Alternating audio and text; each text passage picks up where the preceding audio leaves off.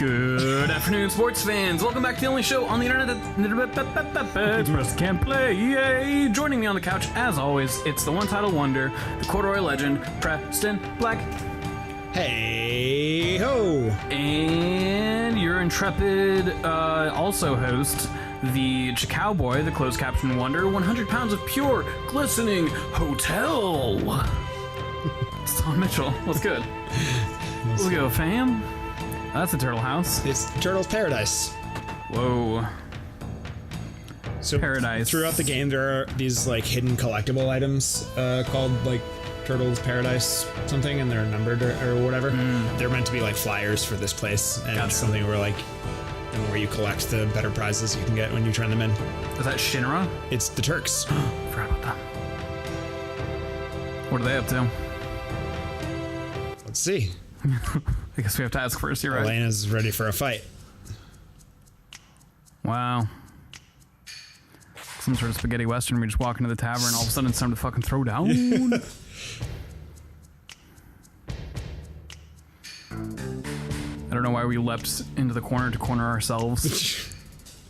Just to take that really good like center of the screen battle stance. I guess so.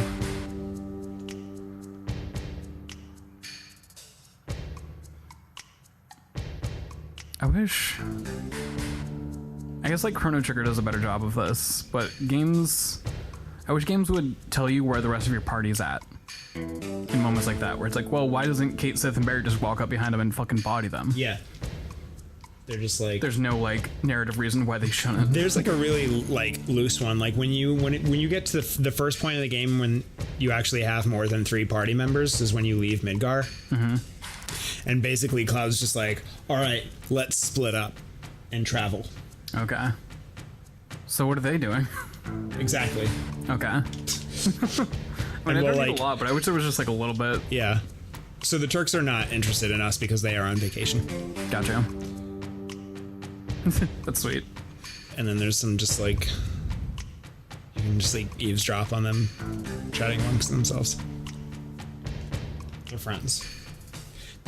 I like this because, and I won't like spend too much time focusing on it, but it's just cool, like, because you really get the impression that they have like a camaraderie, and like really, except for that, the only time that you really experience them is when they like sneak up on you to fight you.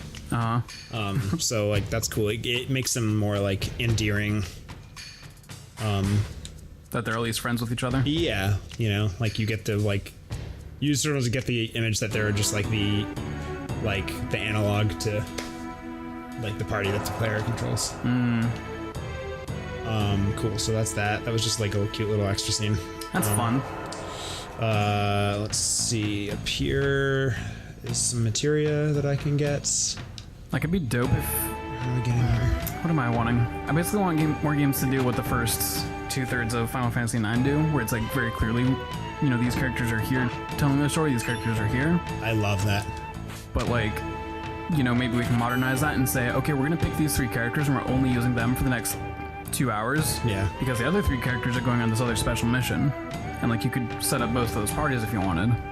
But at least it's accounts for where they are a little bit. I guess it's always been like okay in the Fallout universe where you can kind of just say, hey, you're not my party anymore, go back to the town you always just wander around anyway. I also like the way it's done in The Outer Worlds. The game that I haven't played. Can I tell you a little bit about it? Yeah, please. As you get party members, they just bunk up on your ship. So, you know, I'm gonna go on this mission with these 2, everyone else is just gonna like kick it at the ship. And they have enough like interactions amongst themselves that it doesn't always just feel like they're waiting at a table for you to come tell them they're allowed to exist again. Yeah. That's cool, I like that. Yeah, it's not huge, but it's enough to just be like, okay, cool, they're busy. Yeah. $1,500 for goddamn ether. Wow. Yeah, ether sucks. The cost of ether sucks. Alright, so I'm gonna buy a shit ton of these. These are consumable magic spells, essentially. Whoa. So since I can't use my materia, Gotcha. this will be very beneficial. I really am intrigued to play Final Fantasy Tactics to learn more about the... And it also is using Bravely Default. I forget what it's called now, but it's basically like the merchant class, where most of your weapons, most of your attacks are just throwing items at people. Yeah, that's something that weirds me out, and that's something that Whoa. Amaranth can do in Final Fantasy IX. He has a throw. Oh, really? And Riku in Final Fantasy X has throw, but she has like items specific to that ability. That Exactly. She uses, but you can also throw whatever. This has throw command as a part of one of the materias, but I never use it. Right. I feel like it's not a super well explored job class. Yeah, because they don't have stuff that like you. Why would you throw anything? You just use it or attack. You know what I mean? Like there doesn't seem to be a benefit to throwing anything. There's also that same materia evolves to give you the ability coin, which is the same ability, but you throw money. And I'm like, why? It's kind of unless like it's like I can throw however much money I want and the damage is proportionate to that, then I'm not interested. All right. It seems like a holdover from tabletop RPGs, where you could say, yeah, I'm going to stock up on dynamite in this town. Now I have 10 sticks for my next dungeon or whatever. But I don't feel like it's been fully fleshed out in like video game RPGs to like actually feel like a unique class instead of just like a waste of money. Yeah. I like in Final Fantasy X that Riku has items that are specific to that, but there's a lot of extra stuff in 10 that you don't like. You don't need Riku for that because you have Lulu to just cast those spells. Right. And if you need an extra spellcaster, you have Yuna. Yuna. And I was thinking of blue dude there. Kimahri. You can make him. What I've read on the internet is that the best use of Kimahri is to make him a secondary, like a battle mage. Oh, really? Essentially, like high attack, but also like you can.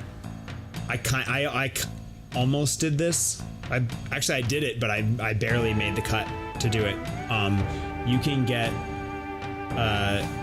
the like third tier elemental spells with Kimahri faster than you can with Lulu. Really? Yeah. Wow. So that's the thing. Anyway, I'm just playing this game here. So I'm just trying to keep up on my notes on what I'm doing. The old note skis. I can sleep in this house up here, and that is what I am going to do. Yeah, even games like Fallout or I don't even know what the or is there, but some like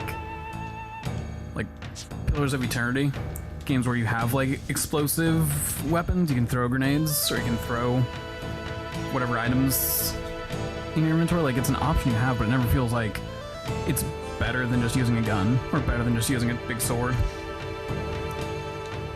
I'd love to see something that could make it feel a little bit more interesting. Like maybe they have like limited magic where they'll take a flask of water and turn it into oil. Yeah.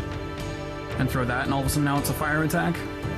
Yeah, if you could like craft stuff, like I don't even want to be like involved with the crafting. I just want to be like, oh cool, they can alchemize this shit. Right. And I don't mean like going on hunts to find like components, but like, oh, I've got this thing and I've got this thing. I can combine them to make a weapon. Yeah. In the moment. That'd be dope.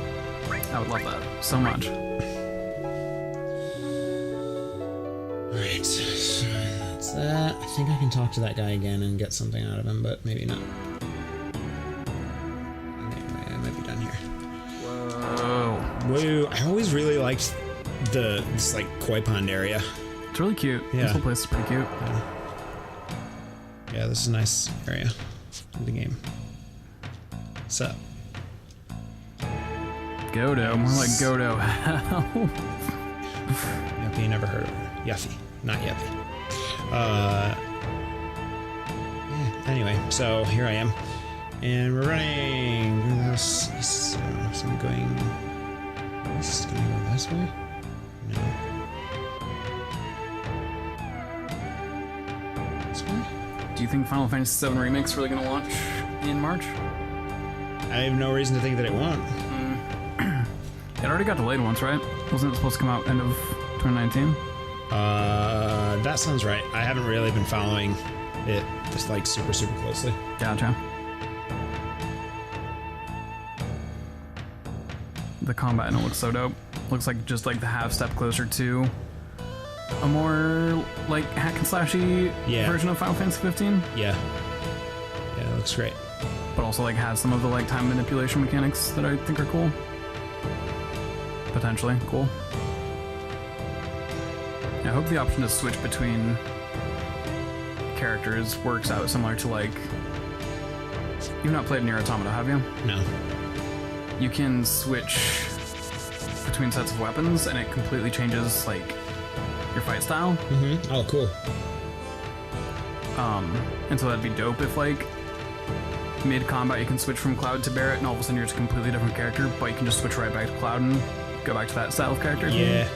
Kind of similar to like 13, like Final Fantasy 13, how you can switch like each character's playstyle kind of in the moment. Yeah, except it's live action or not live action. Why am I saying live action? Real time. Yeah. Real time combat. So my objective here is I'm just trying to like find Yuffie in this town, and she keeps like darting and bobbing around us. Boo. And why'd she bail? She stole our materia. But why? Because that's been her like whole thing the whole time. Whoa. Nowhere left to run. Yeah, she's like obsessed with materia. She's always like trying to search and find materia, and when we met her, she was trying to steal our materia. That's just been her her game.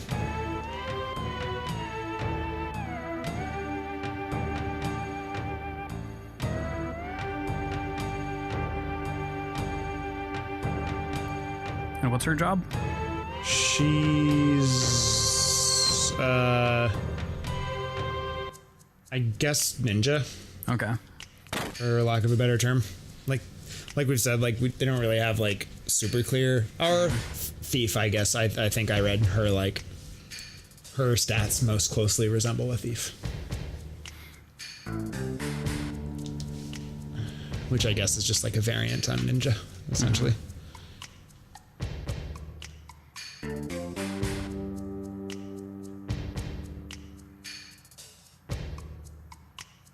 So these Shinra soldiers are trying to get the Turks to help them with something, even though they're on break. They're whining about it.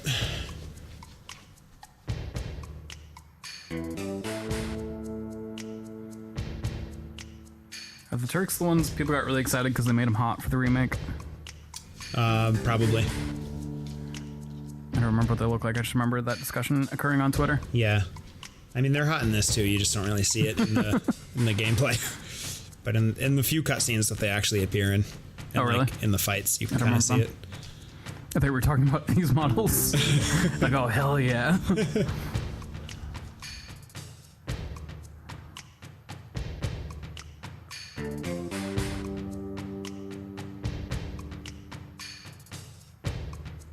And so anti-capitalist. Wow.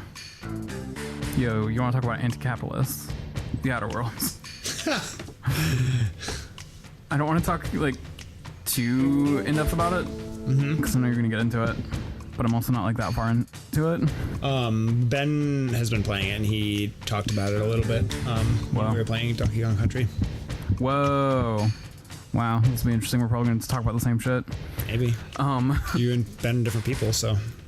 The like first town you encounter is basically a company town. And the company just sounds totally completely overbearing and like manipulates, controls every single aspect of these people's lives to the point that, you know, you have to spend your life paying rent on your eventual gravesite so that you'll have a place to be buried. Wow. And everyone thinks this is totally normal.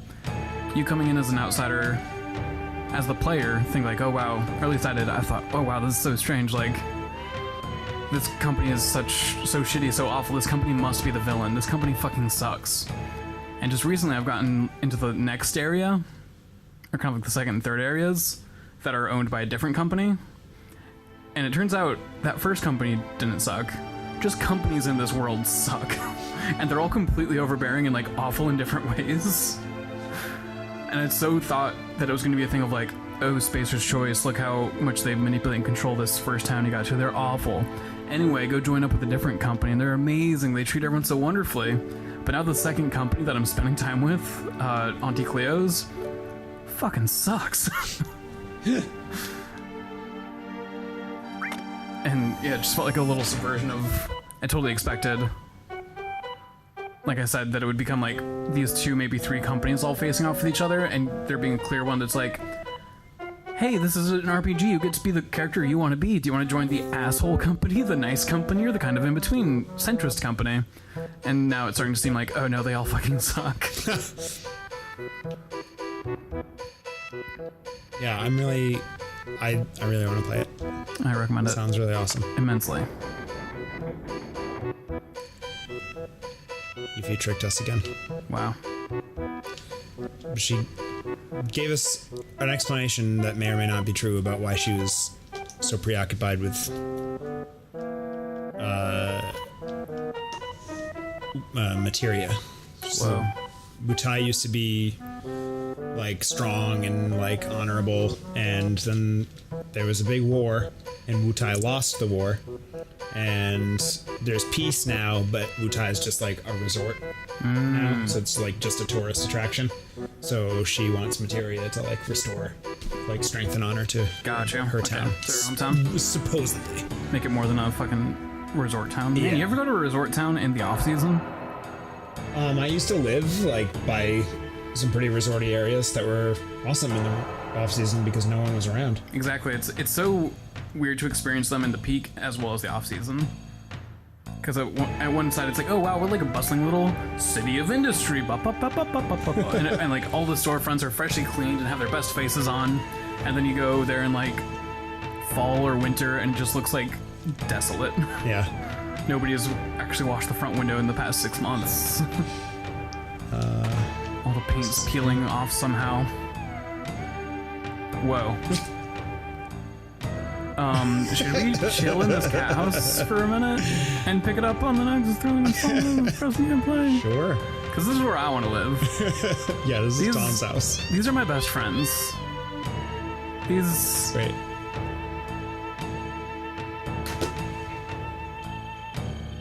Oh my goodness. Oh my goodness. They all meow.